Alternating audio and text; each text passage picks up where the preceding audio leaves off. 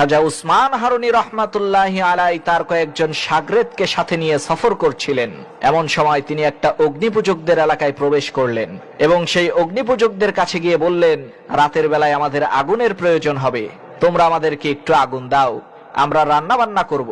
তখন সেই অগ্নিপূজকরা বলল, আরে কি সব যাতা বলেন, এই আগুন হচ্ছে আমাদের ভাগ্যের ভালো মন্দের নির্ণয়কারী, এই আগুনকে আমরা পূজা করি, এখান থেকে আগুন দেওয়া যাবে না।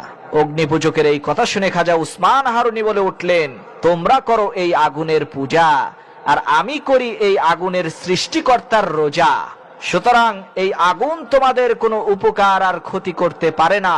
আগুনের কোনো ক্ষমতা নাই, একমাত্র ক্ষমতার মালিক হচ্ছে আল্লাহ সুবহানাহু ওয়া তাআলা। খাজা উসমান হারুনীর এই কথা শুনে অগ্নিপূজকরা বলে উঠল, আপনি যে বললেন এই আগুন আমাদের কোনো ক্ষতি করতে পারে না, উপকারও করতে পারে না, তাহলে এই আগুনের মধ্যে হাত দেন তো দেখি, প্রমাণ হয়ে যাবে আগুন আপনার ক্ষতি করতে পারে কিনা। তখন উসমান হারুনী রহমাতুল্লাহি আলাই সেই অগ্নিপূজকদের চ্যালেঞ্জ গ্রহণ করলেন। তার জন্য অনেক বড় পরিসরে আগুন জ্বালানো হলো। এদিকে খাজা উসমান হারুনীর শীর্ষবৃন্দ যারা ছিল তারা তো চিন্তায় পড়ে গেল, না জানি কি হয়ে যায়। তখন উসমান হারুনী রহমাতুল্লাহি আলাই ওযু করে নামাজের মুসল্লায় সেজদায় পড়ে আল্লাহ তাআলাকে বলতে লাগলেন, আয় আল্লাহ, আমাদের জাতির পিতা ইব্রাহিম আলাইহিস সালামকে তুমি আগুন থেকে রক্ষা করেছিলে, আজকে আবার তুমি তোমার দ্বীনের খাতিরে আমাকে আগুনের উপর দিয়ে হাঁটার তৌফিক দান করে দাও। এইভাবে মহান আল্লাহ রাব্বুল আলামিনের কাছে দোয়া করার পর খাজা উসমান হারুনী রহমাতুল্লাহি আলাই আগুনের উপর দিয়ে হাঁটতে লাগলেন। আগুনের সামান্য একটু তাপও তার পায়ের মধ্যে লাগলো না। এই অলৌকিক দৃশ্য দেখে সেখানকার সমস্ত অগ্নিপূজারীরা কালেমা পড়ে মুসলমান হয়ে গেল, সুবহানাল্লাহ। আর এই উসমান হারুনীর সবচাইতে যোগ্যতা সম্পন্ন শাগরেদ হলো খাজা মঈনুদ্দিন চিশতি রহমাতুল্লাহি আলাই। একদিন খাজা উসমান হারুনী বললেন, আজকে যে আমার পেছনে ফজরের নামাজ পড়বে সে জান্নাতে যাবে, আর যে এই কথাটা অন্য মানুষের কাছে বলবে সে জাহান্নামে যাবে। হুজুরের এই কথা শুনে সবাই তো খুশিতে বাকবাকুম, যে যার মতো একা একা পরের দিন ফজরের নামাজ পড়তে আসলো। কিন্তু যখন খাজা উসমান হারুনী ফজরের নামাজের জন্য আসলেন, তিনি দেখতে পেলেন মুসল্লি দিয়ে সমস্ত মসজিদ তো ভরেছে, এরপর মসজিদে আসার রাস্তাটা পর্যন্ত লোকে লোকারণ্য হয়ে গেছে। তখন খাজা উসমান হারুনী জিজ্ঞেস করলেন, কি ব্যাপার, এতগুলো মানুষকে ফজরের নামাজের জন্য ডেকে নিয়ে আসলো কে? তখন খাজা মঈনুদ্দিন চিশতি রহমাতুল্লাহি আলাই বললেন, হুজুর, আমি ডেকে এনেছি। তখন হুজুর তাকে প্রশ্ন করলেন, কি ব্যাপার? আমি না গতকালকে বললাম যে আমার পেছনে ফজরের নামাজ পড়বে সে জান্নাতে যাবে, আর যে এই গোপন কথাটা মানুষের কাছে বলে দিবে সে জাহান্নামে যাবে, তাহলে তুমি মানুষদেরকে এই কথাটা বললে কেন? তোমার কি জাহান্নামের ভয় নাই? তখন খাজা মঈনুদ্দিন চিশতি রহমাতুল্লাহি আলাই বললেন, হুজুর, আমি রাতের বেলায় শুয়ে শুয়ে চিন্তা করলাম, আমি যদি এই কথাটা কাউকে না বলি তাহলে আমি একা জান্নাতে যাব, আর যদি সমস্ত এলাকাবাসীকে জানিয়ে দেই তাহলে এলাকার সমস্ত মানুষ জান্নাতি হয়ে যাবে। মানুষকে এই কথাটা জানানোর কারণে আল্লাহ তাআলার হাজার হাজার পথ ভোলা বান্দাদের প্রতি যদি আল্লাহ তাআলা খুশি হয়ে যায়, আর এর বিনিময়ে যদি আমি এক মঈনুদ্দিনকে জাহান্নামে যেতে হয়, তাহলে আমি মঈনুদ্দিন দোজখের আগুনে পুড়তেও রাজি আছি, কারণ আমি বেহেশতে যাওয়ার জন্য ইবাদত করি না, আমি ইবাদত করি আমার আল্লাহ তাআলাকে খুশি করার জন্য, সুবহানাল্লাহ। প্রিয় বন্ধুগণ, এই খাজা মঈনুদ্দিন চিশতি রহমাতুল্লাহি আলাইহির মাজার আজকের বর্তমানে যে আজমির শরীফের মধ্যে, ইতিপূর্বে ওই আজমির শরীফ ছিল হিন্দুদের বিশাল বড় একটা মন্দির। সন্ধ্যাবেলায় ওই মন্দিরের বারান্দায় অনেকগুলো বাতি জ্বালানো হতো, আর প্রত্যেক দিন বাতি জ্বালানোর জন্য 3 মণ তেল খরচ হতো।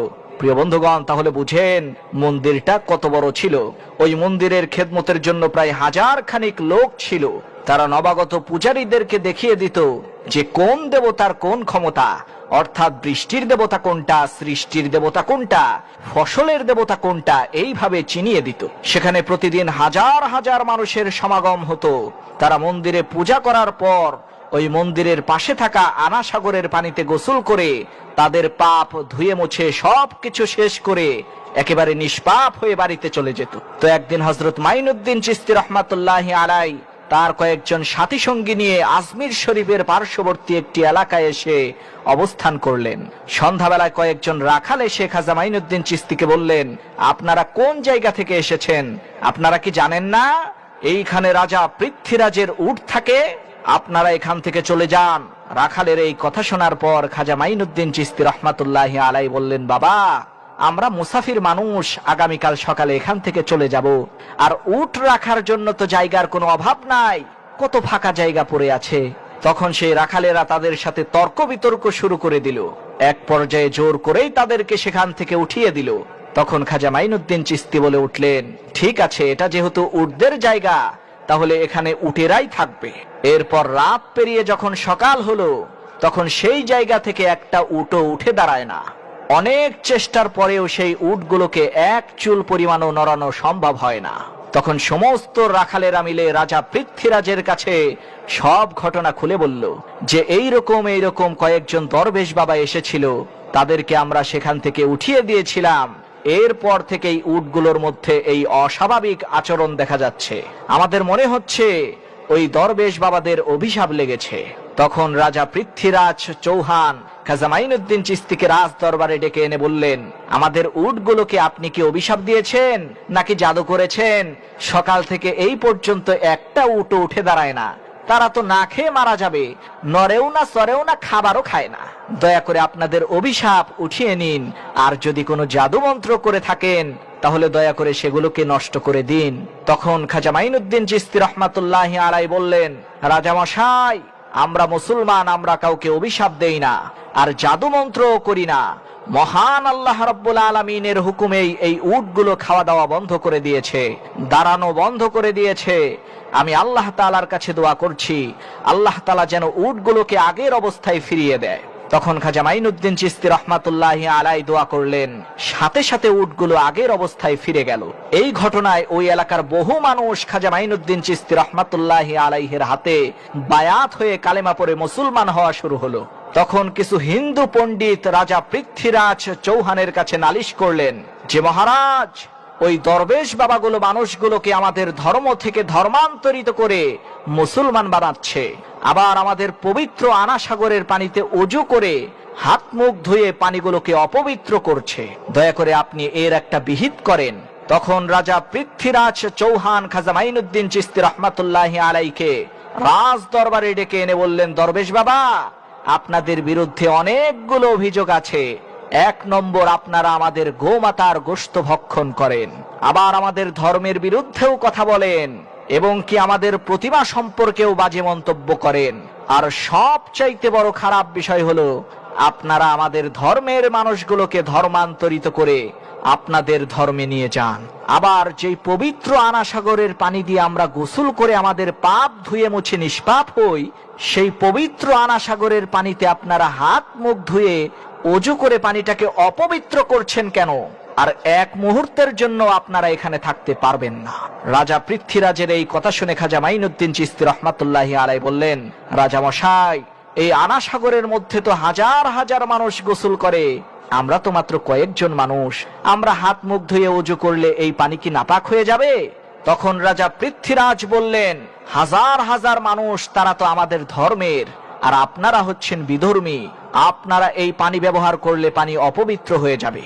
এখন আমার কথা হলো, এই মুহূর্তে আপনারা এই রাজস্থান ছেড়ে চলে যাবেন। তখন খাজা মাইনুদ্দিন চিশতি বললেন, ঠিক আছে, আমরা চলে যাব, কিন্তু রাজামশাই, যেহেতু আমরা রাজস্থানের আজমির থেকে বিশাল মরুভূমি পাড়ি দিয়ে অন্য এক এলাকায় যাব, এ কারণে আমাদের একটু পানির প্রয়োজন হবে, তাই আমাদেরকে অন্তত 1 লোটা পানি হলেও দেন। তখন রাজা পৃথ্বীরাজ বললেন, ঠিক আছে, আপনারা 1 বালতি পানি এখান থেকে নিতে পারবেন, কিন্তু শর্ত হলো আপনাদের হাত যাতে এই পবিত্র পানিতে স্পর্শ না হয়। রাজা পৃথ্বীরাজের কথা অনুযায়ী হযরত খাজা মাইনুদ্দিন চিশতি রহমাতুল্লাহি আলাই তার বিশিষ্ট শীর্ষ কুতুবউদ্দিন বখতিয়ার রহমাতুল্লাহি আলাইকে বললেন, কুতুবউদ্দিন, আনা সাগর থেকে 1 বালতি পানি নিয়ে আসো, খেয়াল রেখো তোমার হাত যেন পানিতে স্পর্শ না করে।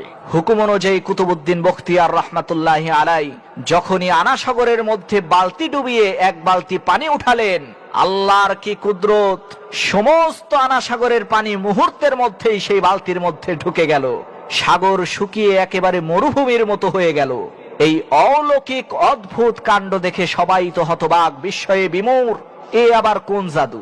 তখন আজমিরের সমস্ত হিন্দুরা খাজা মঈনুদ্দিনের কাছে হাত জোর করে অনুরোধ করলো, হুজুর, আপনি আমাদের এই আনাসাগর ফিরিয়ে দেন, কেননা আমরা এই আনাসাগরের পানিতেই গোসল করে আমাদের পাপ ধুয়ে মুছে শেষ করে দেই। আনাসাগরই যদি না থাকে তাহলে আমরা আমাদের পাপ মুছে ফেলবো কিভাবে? তখন খাজা মাইনুদ্দিন চিশতি রহমাতুল্লাহি আলাইহি বললেন, আরে বোকা, তোমাদের এই রাজস্থানের মানুষেরা না হয় আনাসাগরে গোসল করে তোমাদের পাপ তোমরা মুছে ফেলো, তাহলে এই বিশাল দুনিয়ার সমস্ত মানুষেরা তাদের পাপ ধুয়ে ফেলবে কিভাবে? সব জায়গায় তো আর আনাসাগর নাই। কোন কারণে তোমরা ভ্রান্তির বেড়াজালে ঘুরপাক খাচ্ছ? পাপ তো শুধুমাত্র সেই আল্লাহ রাব্বুল আলামিনই মাফ করতে পারেন, যিনি এই আনাসাগর সৃষ্টি করেছেন, যিনি আমাদেরকে আর তোমাদেরকে সৃষ্টি করেছেন, যিনি এই সমস্ত কায়নাত সৃষ্টি করেছেন। খাজা মাইনুদ্দিন চিশতির এই ভাষণ হাজার হাজার হিন্দুরা মন্ত্রমুগ্ধ হয়ে শুনছিল। তখন খাজা মাইনুদ্দিন চিশতি রহমাতুল্লাহি আলাইহি কুতুবউদ্দিন বখতিয়ার রহমাতুল্লাহি আলাইহিকে বললেন, যাও কুতুবউদ্দিন, এই পাত্রের পানিটুকু আনাসাগরের মধ্যে ঢেলে দিয়ে আসো। আল্লাহর কি কুদরত! পাত্রের পানিটুকু ঢেলে দেওয়ার সাথে সাথেই সমস্ত আনাসাগর আবার পানিতে ভরপুর হয়ে গেল। এই আশ্চর্য কার্যকলাপ দেখে তৎক্ষণাৎ ৩২,০০০ হিন্দু ওই জায়গায় দাঁড়িয়ে খাজা মাইনুদ্দিন চিশতি রহমাতুল্লাহি আলাইহির হাতে বায়াত হয়ে কালেমা পড়ে মুসলমান হয়ে গেল। সুবহানাল্লাহ।